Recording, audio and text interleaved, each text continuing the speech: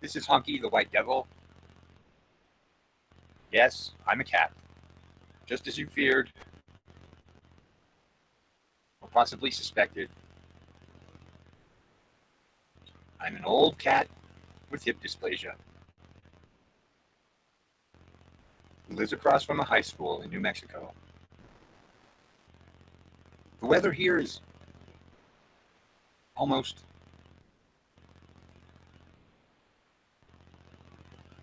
supernaturally mild. And, well, that mildness stands in opposition to the burning rage and hatred against the white devil, whom I personify. So, one moment, please. We're getting notifications from the angelic realm.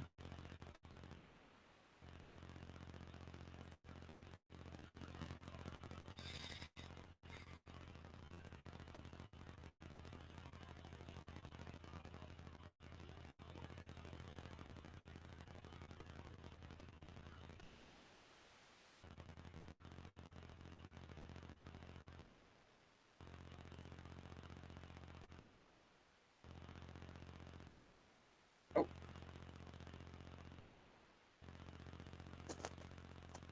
try this link. Hello? There you are, my friend. What is this?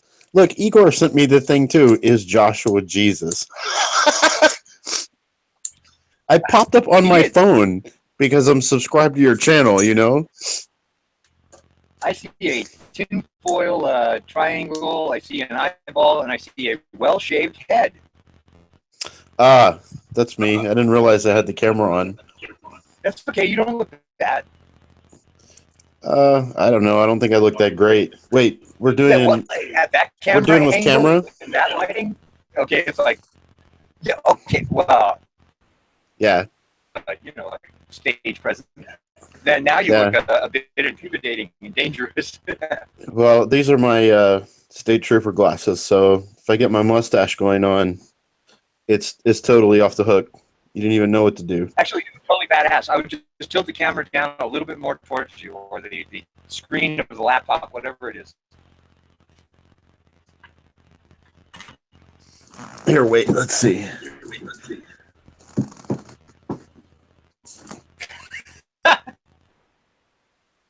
He's kind of Mexican, eh? Hey, what you saying about Mexican, man? Hey, chulo. Los paisanos, bro. No, I know. Actually, let me introduce you real quick because we're already live. Is Joshua, and I will say Costea. Costi. Is that right? Costi. Who has actually traveled the Latin world, who has traveled to far-flung South American countries, and knows what he's talking about as per his life experience, far-flung Latin cultures. And it's just a pleasure to have him. So, you know, anybody's going to get their little panties in a knot because he puts on his, what did you call it, your Mexican mustache? It's my Mexican mustache, man. It's my mustache. Yeah, there you go. As really, to just email us and we'll sort it out because we love you, friend. Right on. So what is today's topic actually? That we haven't spoken in a while, and that I have a loose tooth, and so it's hard for me to talk. So you should talk. Oh, what's up with the loose tooth, man? You knocked it on something or what?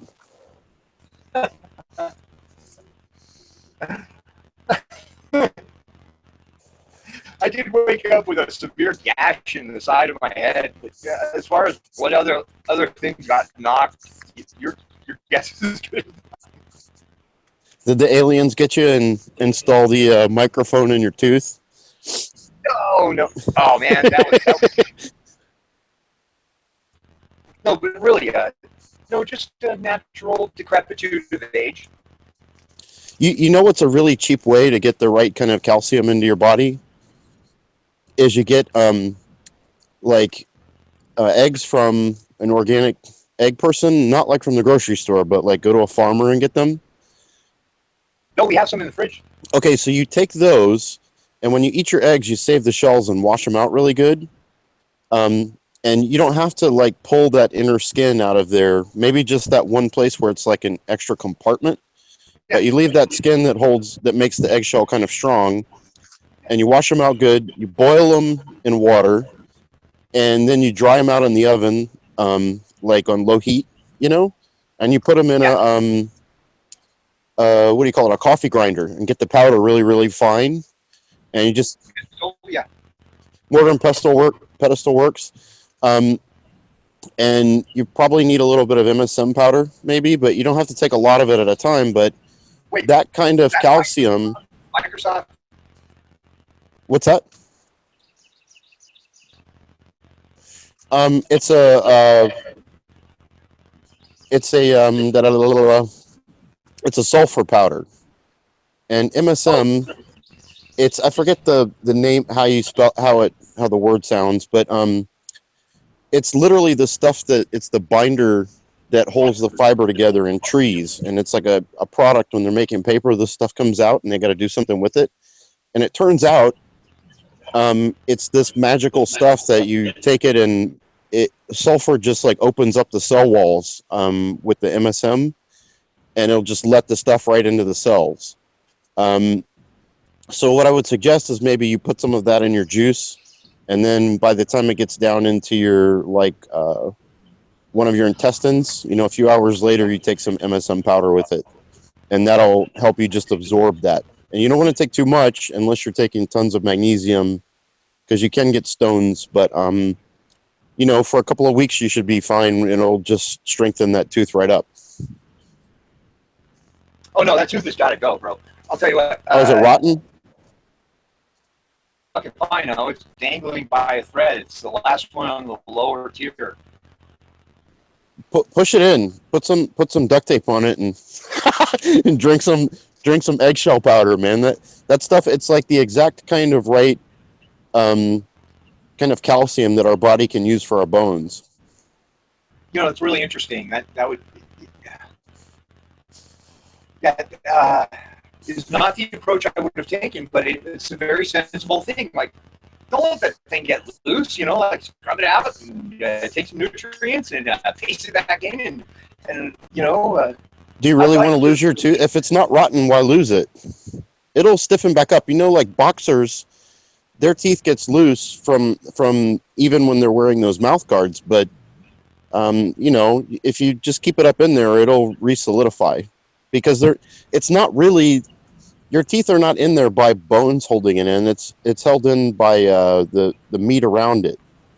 So that stuff just needs to get a grip on the tooth again. You might need to wash your stuff out with some 3% edible hydrogen peroxide. Like, you leave it in there for like 10 minutes, 15 minutes at a time if you can. Yeah, you're a lot like me. You're like a person who is his own doctor. Yeah, absolutely. Because if you go to the doctor, they're just going to charge you and give you some pharmaceuticals which aren't going to cure crap. You want to, and they'll yank the tooth out on top of that, tearing the nerve. Mm-hmm. And I personally don't like to lose teeth, because every bit of nervous fiber that you have helps you think. And that's why they can't just take a brain out of somebody and stick it into a machine, because you're missing all this other nervous fiber in your body. They're never going to be able to. You're missing like 98% of the rest of the nervous fiber. Sorry. Yeah. Well, I mean, look up the little brain, and then they found another little brain. It's all this neurons wrapped all around your intestines and your gut. Hey, I missed you, Josh. We haven't had one of these. We tried to do one a couple of weeks ago. How is your world? How is your life? It's okay, man. I'm not in a bad place. Just kind of busting ass to get my money back up, which I'm kind of living on savings at the moment. Joining forces with a close family member, your brother? No. I mean, I live with my brother, but we don't do work together. He has a... No, but I meant, you're like, he's there, you guys are there in proximity. Yeah, I think it's important for families to stick together. Yeah, thank God. At least somebody does. No, no, my Well, family has come around you like you wouldn't believe. It's like family. yeah, it's surprising that I guess in the United States we've kind of like lost touch with the idea of the family sticking together so tightly. And when I lived in South America for 7 years, it just really beat me in the head how much that changes your life when your family's up your ass all the time. I mean, it's not a bad thing. You're gonna fuss with them and stuff, but um, you can't divorce your mom. You can't divorce a brother. Like people do that sometimes, and it's always to their detriment. They always talk about, "Oh, I haven't talked to this brother in 12 years," and they're always sad. It's like something unresolved, and it's Well bad said. for the soul. Like it doesn't matter if they're an asshole. Just Very go well make said. friends with them and let them be an asshole, but don't let 12 years pass. Like probably they're not even the same person. Just go talk to them and work it out. Let them be an asshole even. Just forgive them anyway, you know? That I look. That is so well said. Uh, But that doesn't make me I couldn't Jesus. possibly add no, no, no, the people don't know about the Jesus joke, so Mm, joke. But I yeah. mean, you contacted me a day after I sincerely told somebody who was not of low station. I said, look, if you're so in connection with Jesus, give him my email address, and then right away you showed up. Well, I'm Yehoshua, not Yeshua. Pretty close, but not exact. Well, I know what you mean because I try to be as much as our living Father's love channeled to my fellow suffering humans as much as I can. Yeah, yeah. Well, I mean, that's kind of like what we're supposed to be doing. We're supposed to be remembering that we're all brothers and sisters, right? So, you So, are know, you optimistic about the future? You can see what do you even take a look at like the meta political?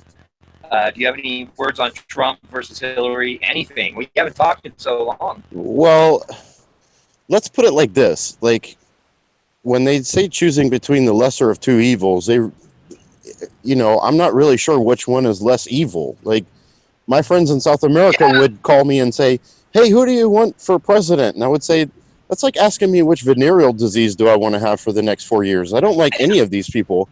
And even, um, you I know, didn't vote. I didn't vote, dude, and I can walk across the street to the high school and vote, and I couldn't do it. well, even if you looked at Bernie Sanders, who I think really cares, at least he put on a good show. He was kind of even the most dangerous candidate because he was calling for a congressional Congress. And I'm not saying that we couldn't make some changes, but I think really more we have a problem of not following the Constitution. If they would follow what that Constitution actually says, we'd be in a lot better shape. And here's the other thing: you make a constitutional Congress with the kind of people that are in charge now, they're going to change it so badly against the population, it's not even going to be funny. And the Constitution is not really in action anyway. We've been in a state of emergency since Roosevelt, so they pay it lip service and they kind of pretend like they follow it. But I've heard judges say, "I don't care what the Constitution says, I'm doing this," right in the freaking courtroom. It's because they're not under the Constitution, really. Like, they know that. The federal judges understand this. It's in a state of emergency. We're doing it, so it's a precedent, but it's not actually in full force like they say it is. So, without putting you on the spot, do you think we can move forward in a way that becomes more of an a la carte kind of? Let's get locally involved. Because there's some serious shit going down, bro. Yeah, I don't know, man. I think like the kind of you're not going to be able to change the people who run this world. They're so deeply embedded, and they have so much money and so much power that you can be completely right by the law, but if it becomes political, you just go to jail or they knock you out or whatever. Like in this world, Knock you out. yeah, they'll take you out one way or the other. No, they'll take you out without any compunction. Right, without any problem. I think the thing to do in this life is we have to encourage each other and support each other and stop being apart from each other and actually love each other. Like forgive. And like one of the things that I've noticed that's a really has become very, very divisive is this sort of left-right paradigm, and it doesn't necessarily have to apply to politics. It's and I'll give you an example. So I have a very right-winger uncle who he's sort of like one of these earning what do you call them? Not Presbyterians, the other ones. He's an earning white guy, does real estate. He's always taking care of everybody around him. He's a really good guy. He does not believe in climate change. He thinks that we have a problem with methane and we have a problem with the ozone layer. And I'm pretty sure if I cornered him, he would say, yeah, dumping everything in the rivers is not a good idea either. But then I have a brother who's very far to the left. And if you argue with him enough, he will say, well, I don't care if CO2 is a problem or not. If that's what it takes to get people to stop polluting, then I'm behind it. And so what I found is that actually, if you have these two very seemingly opposed people, they can't have a conversation. And why? Because this meme, this brain virus has gone around where people are saying, they'll listen for a few minutes and they'll say, that guy said this one thing and therefore I do not have to listen to anything else they have to say, which is absurd. It's no patience, it's no manners, it's like blocking you out from having any sort of open mind about anything that they might have to say. And this is why our politics is getting done. This is why everybody's becoming divisive. The whole population is so polarized over the dumbest things. Think about it. They got us arguing about the weather. The weather changes all the time. The people with the radar and all the education and everything can barely predict the weather a day or two ahead of time. And in some places, if they say it's going to rain on Tuesday, you can be sure it'll be sunny. And we're arguing about what we think is happening when the real issue is we do need to stop polluting. Maybe the weather's going to change, maybe it's not, but do we need to dump so much hexavalent this and chromium that and all sorts of chloramines and everything into the water and into the land and just scrape the bottom of all the fertile, basically underwater rainforests where it's just the life is so thick and lush and we just drag chains across it and rip everything out and throw away all the stuff we don't want. I mean, this is crazy. Chop down all the trees to where we barely are making oxygen and make the water so acidic in the ocean that, if they kill all the stuff in the ocean, we don't have oxygen for the planet anymore. The trees won't be enough. The ocean, I've heard, creates at least half of the oxygen on the planet, if not 2/3. And right now there are cells in our oceans that have become so acidic that the fish don't even swim in them. And those kelp and plankton and things, they can't live there. So just that plankton alone, if that's gone, man, we're screwed. We're dead. That's it.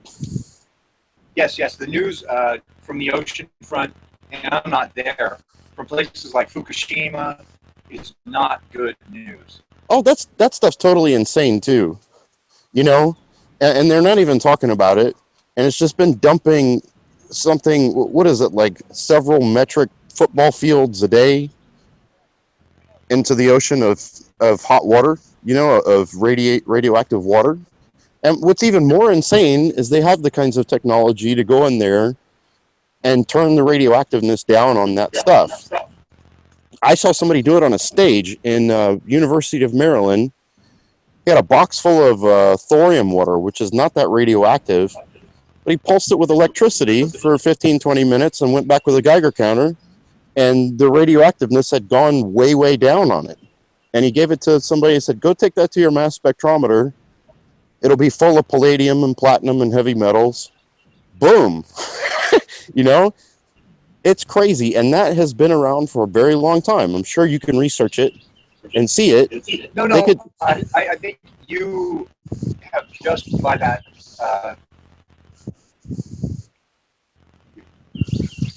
qualified yourself as part of my inner circle. And I mean, I have a brother who's connected to that particular university, uh, who may even be familiar with what you're talking about.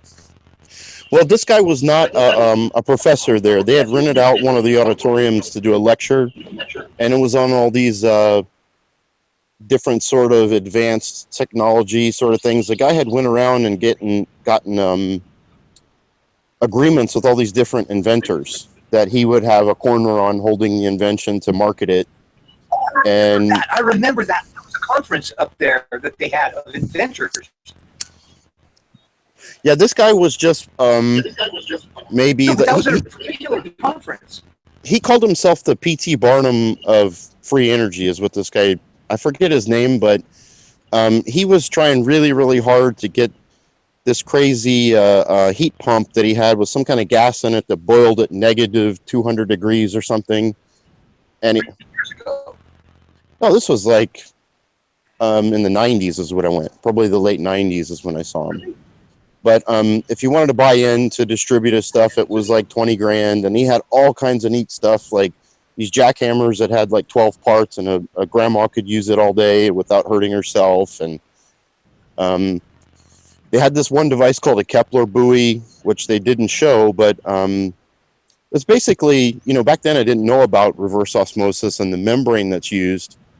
But it was basically like a reverse osmosis system that got the pressure up high enough through this membrane, and proven technology, I might add.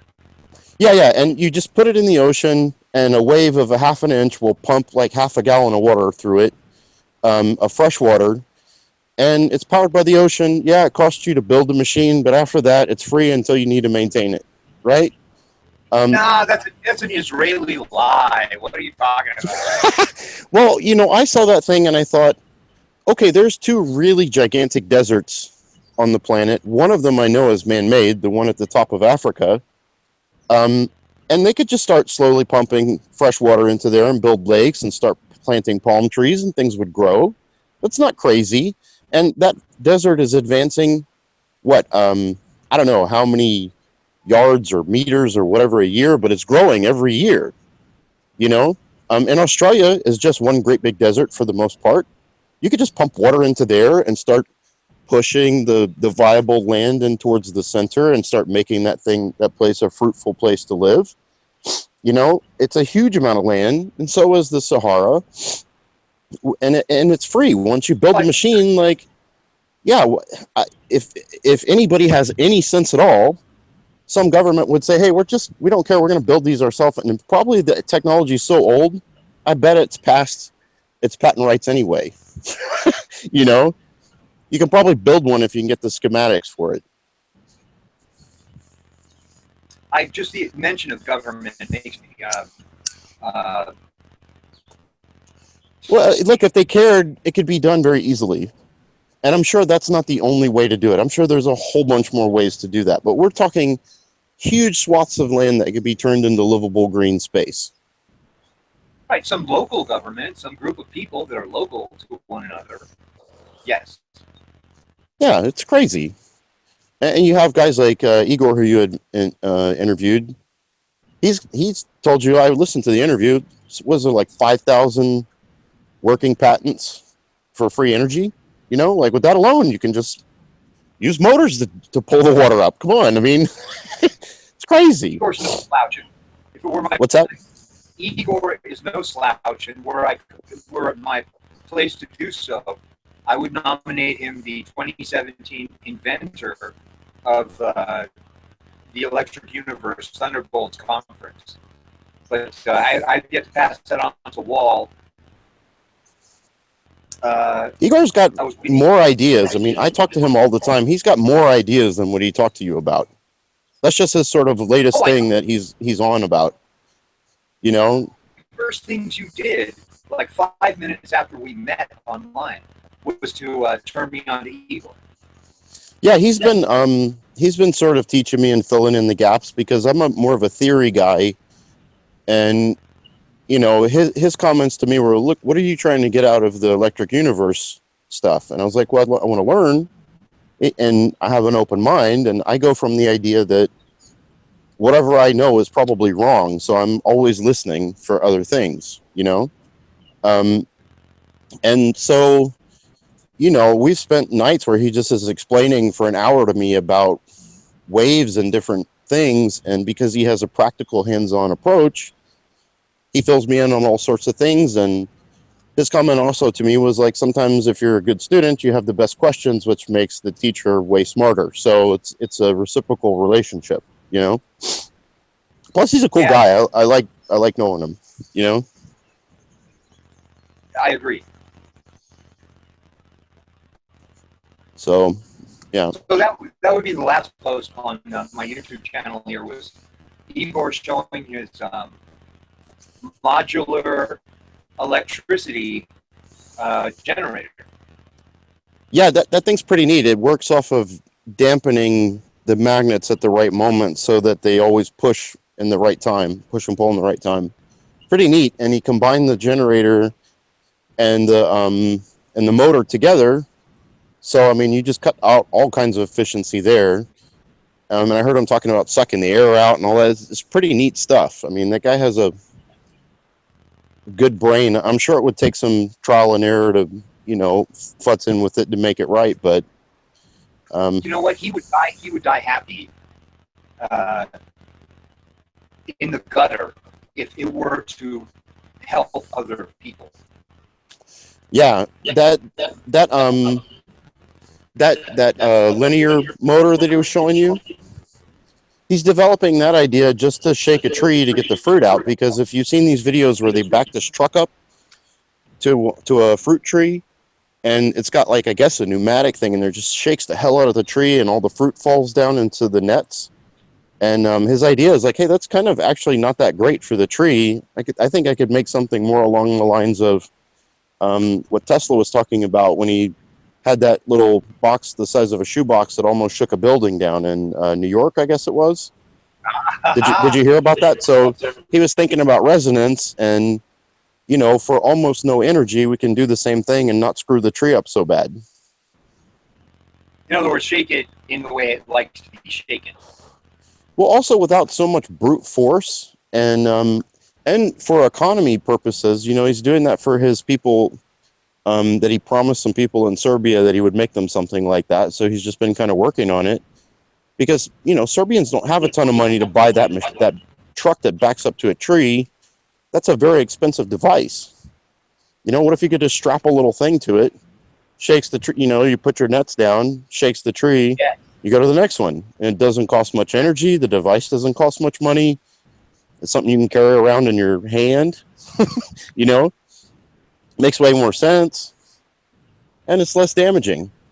Like the thing that he was talking about, the planter machine. It's an interesting thing, an idea that he's come up with. And it doesn't mess up the ground almost anything. He just puts the seeds right in there, and boom, boom, boom, boom, boom. All that stuff's going to come up, and he was right.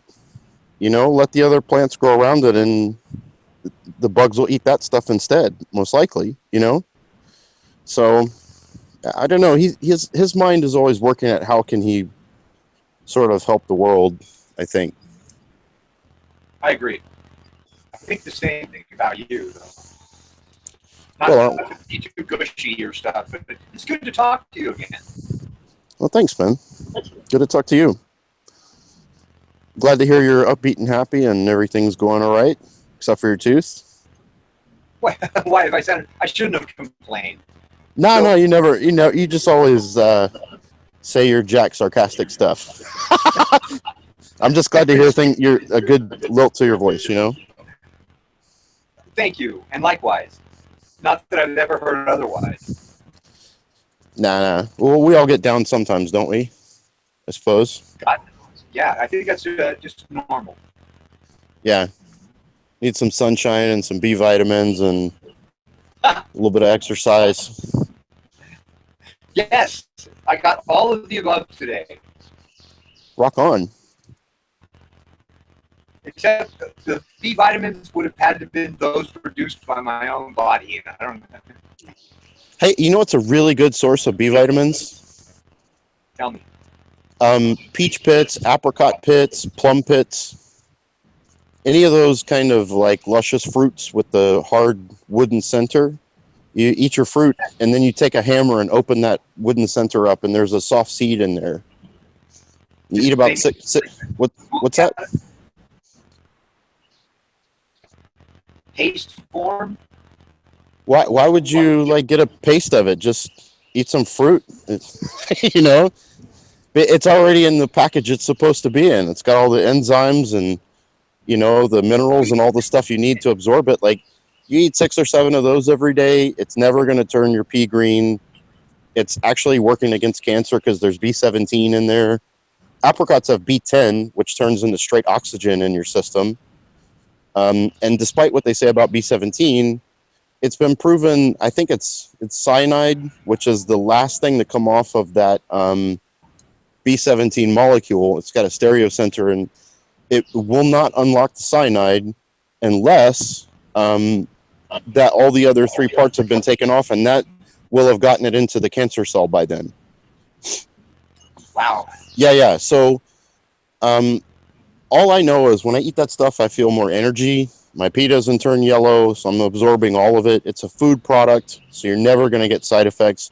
You just don't want to eat so much and go crazy with it. But cancer, people that have cancer, you know, you eat 30, you get yourself up to 30 or 40 of those seeds a day. Do I have cancer? Everybody has cancer, but like an actual nodule or something, that's what I'm talking about. You know, if you have actual, you know, tumor or something. But the thing is like, it's a natural thing. So, you know, eat your peach pits, the apricot pits are the ones that taste the best. Those taste kind of like almonds. The peach ones and the other ones are a little teeny bit bitter. Okay, well, I'm down to a baby food diet for the degradation of my teeth. What? Well, if your teeth are going back, you have like gum problems. Is that what it is? I have like gums, bro. You don't have gum problems. You just have gums. Yes. I'm running out of teeth. I'm down to gums. No problem with the fucking gums. They're just, that's what I eat with. All right. So. Well, I mean, here's what you use the coconut oil swishing for like getting gum rot out. Olive oil. Somebody else had me doing olive oil. Did it work? It didn't hurt. Well, the coconut oil, for whatever reason, like wicks out bacteria, and I think it has to do with the fact that not only is it like the bacteria jump towards a better food source, which would be the coconut oil. Wow. But it has some kind of astringent or something in there that helps kill bacteria too. So I think it's one of those. You got to read up on it. I have heard if you want. He's like, swish the olive oil for 20 minutes, and then you come along and tell me, yep, the bacteria are going to be like, fuck this, I'm going towards that. The good food source. Well, here's the thing. Most olive oil doesn't have olive oil in it. It has like a processed oil. So one of the things that's bad about processed oil, but could work to your favor, is that stuff, like your processed oils, you don't want to swish that around for 20 minutes. You want to swish that for like 30 seconds and spit it. Because that'll start pulling out toxins through your teeth. Because what they found out is like your teeth will absorb certain things into the bloodstream. But the process can be reversed, and you do that with processed oil. And you don't want the toxins coming out of your teeth and then swishing around and getting underneath of your tongue. You need to like keep spitting and spitting and spitting to pull the shit out of through your teeth that way. But coconut oil doesn't do that exactly the same. But the processed oil will actually make your teeth whiter too. But you just definitely do not want to swish for 20 minutes with that. You'll notice that the toxins that come out have been hiding someplace and not affecting you, and now you're getting it under your tongue, and it's just getting right into your bloodstream and making you sick. Speaking of getting right into my bloodstream, you know what boosts the immune system? What's that? Glass of crystal methamphetamine. Does that boost your immune system? Yes, it does. Is that from thermogenics? You know, turn the heat up. But I feel much better if I do that. I haven't done it in too long, but I've heard that's a really good way to get your carpet super clean. I don't know what that means. Well, I mean, you know, you take some meth, and you can't stop vacuuming. You know. Oh, no, not me. I don't know. I knew a girl that was doing meth sometimes, and every time I'd call her, she'd just keep vacuuming. Like I'd call her in the morning, and she'd vacuum, and I'd talk to her in the afternoon, and she'd be vacuuming again. You know. I want to marry her. Yeah. Well, she was a sweet girl. Look, I got her off of the drugs though. Now she got married to somebody else. Just cool though. I'm off of the drugs. Everything is a drug. Everything in the world is a drug. You're a drug. I'm the crack. You are the crack. I'm the crack. I'm the Popeyes of I'm the Popeyes chicken of human beings. So badly, I needed a big fat hit of Joshua. The crack. No. But seriously, things limited our ability to explore better living through what otherwise might be very sensible pharmacological means. In other words, Well, living for sure. history. Well, I mean, you know, 100 years ago, you didn't go to court unless you hurt somebody or damaged property. Right. Nowadays, you go to court if you do any number of things wrong, and I think that it makes people less responsible. Like when you put up stop signs everywhere, then you don't have to look; you just stop and go, and that's where car crashes happen. Like if you look at Germany, and I've been there, they have these places where a sign comes up out in the wilderness. You know, you're in the wilderness or driving around some back roads, and there's a sign that basically means there's no law back here. You can do whatever you want, right? Except what happens? They don't have almost any accidents. None. It's extremely low back in there. And the reason is that the people are they see that sign, they're like, okay, it's all on me. If I crash into somebody at 120 miles an hour, I'm screwed. So they have like places with no stop signs, crossing, and people go flying through there at 100 miles an hour because they're driving these high-end, German cars, but they're also careful, Yes. Yeah, if you're here and you do this stupid little thing, it's all about tax collection. But because they're raising taxes this way, it's just making people more lackadaisical. They don't have to be responsible for themselves. They just have to look at the signs and don't break the law. That doesn't mean they're being responsible. If you don't mind me interjecting, Henry David Thoreau said, man, when he is ready to be governed, will need no governance. Right. I don't know. I think that, if you have the law in your heart, it's not hard to follow it. And I think this is what we're supposed to be learning right now. Like, I love science, don't get me wrong, but, science is kind of almost chasing our tail because we're never going to find the end of it. I think that's like God's gift to us, that it's a puzzle we can never solve. And we're always going to be going to the next place. But you know what we can solve is figuring out how to love each other, how to really, really love each other. And love, I don't mean just like hugging the shit out of people.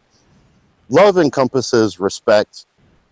Love encompasses like not doing others harm by not paying attention. Like by really delving into that subject, you see how the law of love is really the ultimate thing. And if you can learn how to love, you will be pretty much self-managed. The only thing you'll be missing will be experience. But we can all teach each other in that way. And I think that's really what we're supposed to be doing on this earth right now, is learning how to love, learning what that really actually means. And if you ask me, we're just going backwards with that. I think you just paraphrased almost perfectly Aleister Crowley, which is the law. Oh man, don't associate me with that guy. Oh, And yet, his philosophy was put his personal history aside. That guy has not been loving in his history. He that might be some bullshit he's talking, but that is not what he did with his life. Well, you know? yeah. Well, we neither one of us know him personally, so let's. But you can see the after effects of him. Look, if you want to think about one way that we could possibly be judged, if we like judge each other with a history book of what we left behind in our life, like everything you touch has an action reaction thing happening behind you. You leave a trail of things behind you as long as you're awake and alive and moving. You know, you're leaving a trail of things behind you, and those things bump into other things, and those things bump into other things. It's like that whole chaos.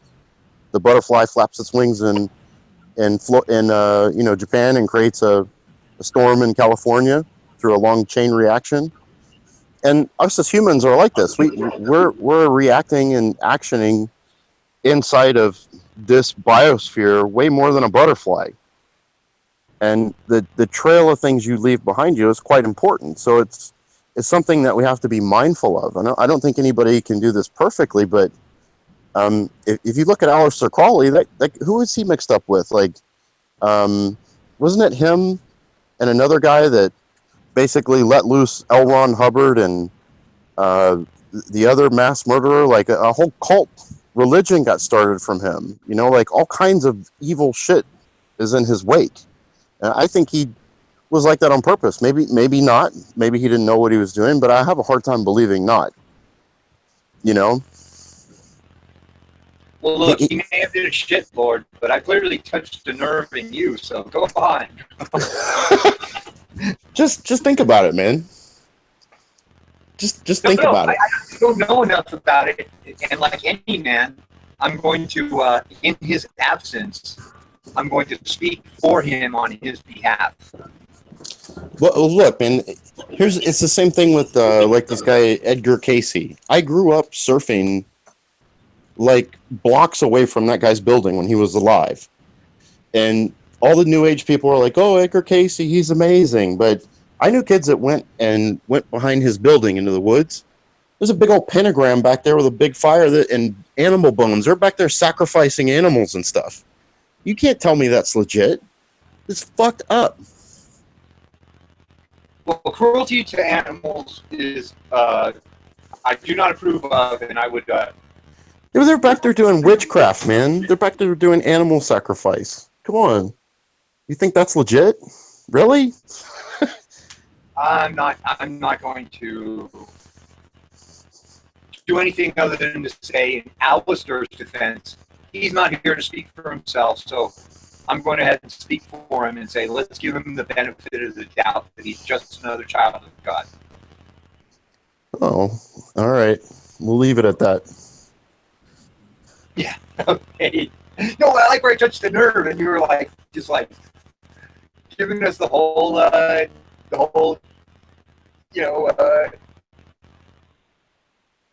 cool discipline. You're like Jiminy Cricket at the beginning of Pinocchio. Yeah. Yeah. All right. You know, I am the White Devil. The White Devil? Well, the cat is. Jack the White Devil? No, Honky the White Devil. Honky the White Devil? Yeah. So what other shows have you got planned, man? What else kind of subjects are you trying to go after? This is it. This is you and me, like, giving open-hearted conversation to the people. Uh-huh. What else could they ask for? Human beings on the internet speaking to the ether. This is. I think they asked for Kardashian boobs, and well, maybe they don't ask for that. You know, it's forced on them. Kardashian boobs are pretty nice to look at, I think. Yeah, I don't have any problem with that. She's built like a 70s sports car. She's got quite curvy tire rims and stuff, you know? Yeah, poquito bajita, chaparra. You know what I mean? She's like, how do I say? a little bit gordita. She's got all those full flung feminine features that make her like Yeah. uh, Does she make you duro como un bija de preso? hija de preso. Or does she make you hard like a prison guard's dick? Oh my god.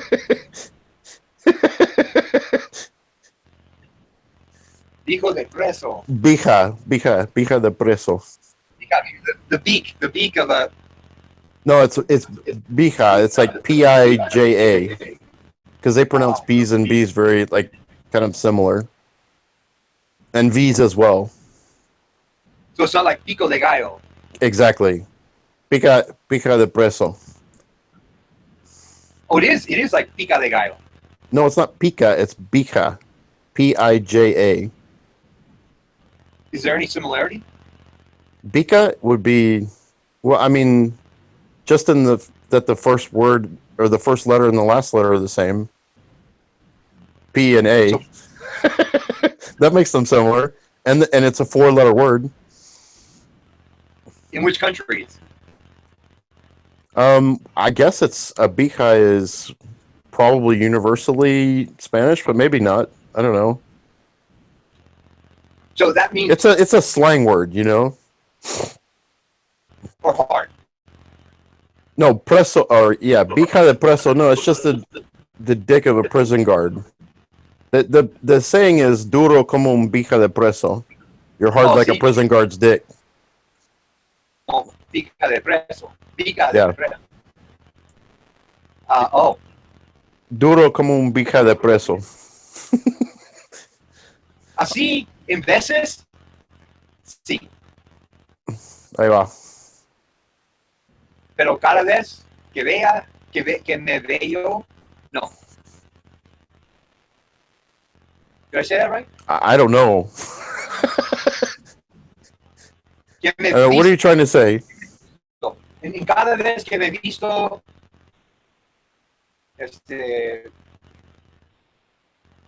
Sometimes you get advised. right. Like Okay. Okay, en veces, sí. You say a veces. A veces. A veces. A veces sí. A veces sí. Pero cada tiempo no. Right. Hey man, I'm down to like 9%. My phone is gonna buzz soon. Who else is on the line? Is anybody else on the line? Just the FBI. All the 3-letter agencies. Right. The FBI, the CIA, and the EIEO. No, but it's good to say hi to you, man. Actually, I'm pretty fucking drunk. Right on. Are you gonna like fall? Don't fall down and knock your duct tape tooth out. And knock my hijo en el preso. Yeah, don't knock your dick into the prison guard.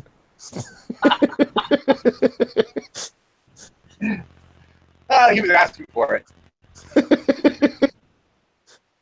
But figuratively or literally?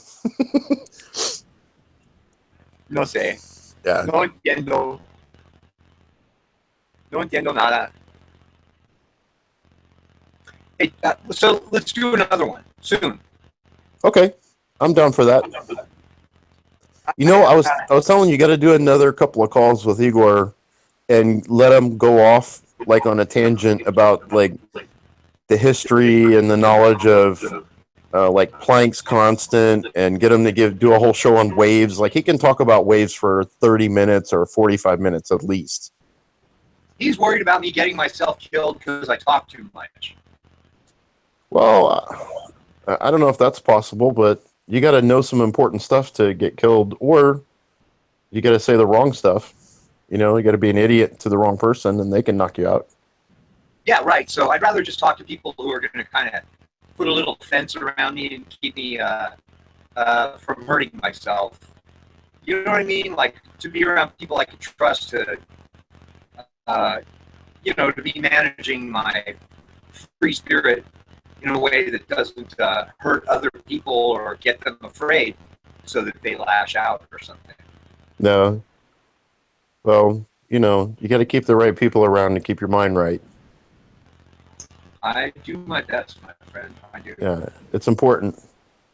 It's important. Well, let me get off of here, man, because my phone's going to die and I have to do another call here in a few minutes. Joshua, I don't care if you're not the son of God.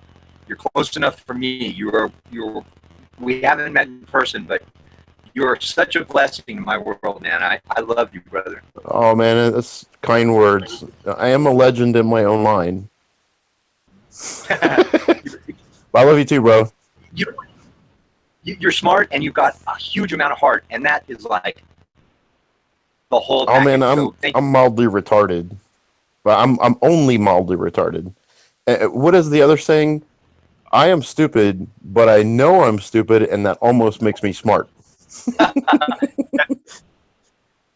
I couldn't have said it better myself. Hey, you have a good night, and you and me and Igor will get together, and we'll call it spring time for retarded people.